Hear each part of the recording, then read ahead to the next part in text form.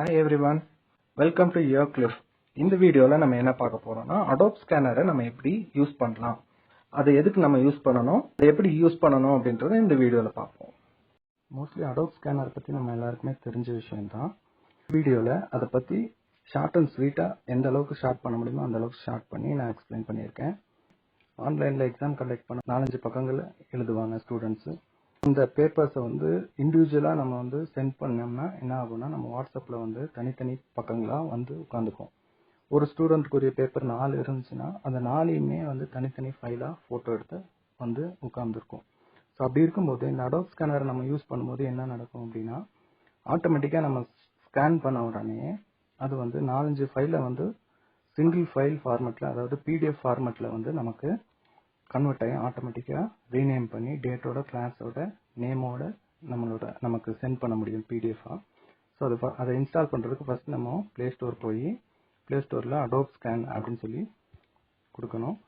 Adobe scan type பண்ணி search பண்ணோம்னா இந்த மாதிரி வரும். இதை நம்ம இன்ஸ்டால் பண்ணணும். நான் ஏற்கனவே இன்ஸ்டால் பண்ணனால அதை ஓப்பன் பண்ணுறேன்.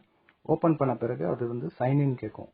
சைன்இன் கேட்டு நம்ம கூகுள் அக்கௌண்ட் யூஸ் பண்ணி சைன்இன் பண்ணிக்கலாம். உடனே நம்ம டாக்குமெண்ட் செலக்ட் பண்ண பிறகு அதில் இந்த 4 டாட்ஸ் அந்த புக்கோட 4 கார்னரில் போய் நின்று ஆட்டோமேட்டிக்காக அது ஸ்கேன் ஆகிக்கும். அது டெக்ஸ்ட்டை ரெகக்னைஸ் பண்ணுது. பண்ண பிறகு நம்ம கண்டினியூ கொடுக்கணும். கண்டினியூ கொடுத்தோம்னா நெக்ஸ்ட் பேஜ் ஸ்கேன் பண்ணுறதுக்கு திரும்பவும் என்ன பண்ணுது, 4 கார்னரில் போய் அது நின்று ஆட்டோமேட்டிக்காக ரெகக்னைஸ் பண்ணுது. அது கேப்சர் ஆயிடுச்சு. கேப்சர் ஆன பிறகு திரும்பவும் நம்ம என்ன பண்ணுறோம்னா, கண்டினியூ சொல்லி கொடுத்த உடனே நெக்ஸ்ட் பேஜ் ரெடி ஆயிரும், ஸ்கேன் பண்ணிடும். இந்த மாதிரி வந்துடும். இப்போ நம்ம என்ன பண்ணுறோம்னா, அதை ரீநேம் பண்ணணும். ரீநேம் பண்ணுறதுக்கு நம்ம அந்த நேம் கிட்ட நம்ம கர்சரை வச்சோம்னா இந்த இடத்துல வச்சு ரீநேம் பண்ணலாம். எக்ஸாம்பிளுக்கு அசோக் அப்படின்னு சொல்லி டைப் பண்ணுறோம். கிளாஸ் டைப் பண்ணுறோம். நெக்ஸ்ட் சப்ஜெக்ட் அப்படின்னு டைப் பண்ணிட்டு நம்ம ரீநேம் அப்படின்னு சொல்லி கொடுத்துட்டு மேலே சேவ் பிடிஎஃப்னு சொல்லி கொடுத்தோம்னா அந்த ஃபைல் ஈஸியாக சேவ் ஆயிரும். சேவ் ஆன பிறகு நம்ம அதை இந்த மாதிரி வந்துடும். இதில் நம்ம ஷேர் அப்படின்றது கொடுத்துட்டு ஷேரை காப்பி அப்படின்றது நம்ம செலக்ட் பண்ணோம்னா யாருக்கு எதில் நம்ம அனுப்பணுமோ அதில் அனுப்பிக்கலாம். நம்ம வாட்ஸ்அப்பில் அனுப்பணும் அப்படின்னா வாட்ஸ்அப்பை செலக்ட் பண்ண பிறகு யாருக்கு அனுப்பணுமோ அவங்களுக்கு ஈஸியாக நம்ம அந்த நம்பரை செலக்ட் பண்ணி அனுப்பிக்கலாம்.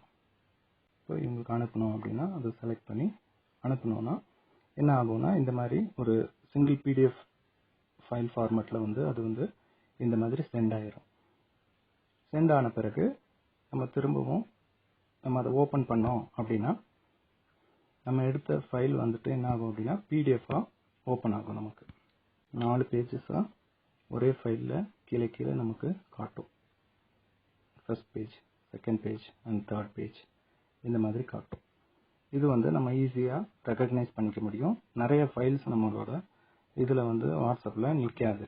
ஈஸியாக ஒரு ஸ்டூடெண்ட்டோட ஆன்சர் ஸ்கிரிப்டை நம்ம ரெகக்னைஸ் பண்ணிக்கிறதுக்கு இந்த ஆப் யூஸ்ஃபுல்லாக இருக்கும். இந்த வீடியோ உங்களுக்கு யூஸ்ஃபுல்லாக இருந்திருக்கும்னு நினைக்கிறேன். Adobe ஸ்கேனரை பற்றி தெரிஞ்சுக்கணும்னு நினைக்கிறவங்களுக்கு இந்த வீடியோவை ஷேர் பண்ணுங்கள், லைக் பண்ணுங்கள், கமெண்ட் பண்ணுங்கள்.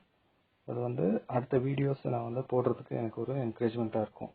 தேங்க்ஸ் ஃபார் வாட்சிங் YourCliff. Have a nice day.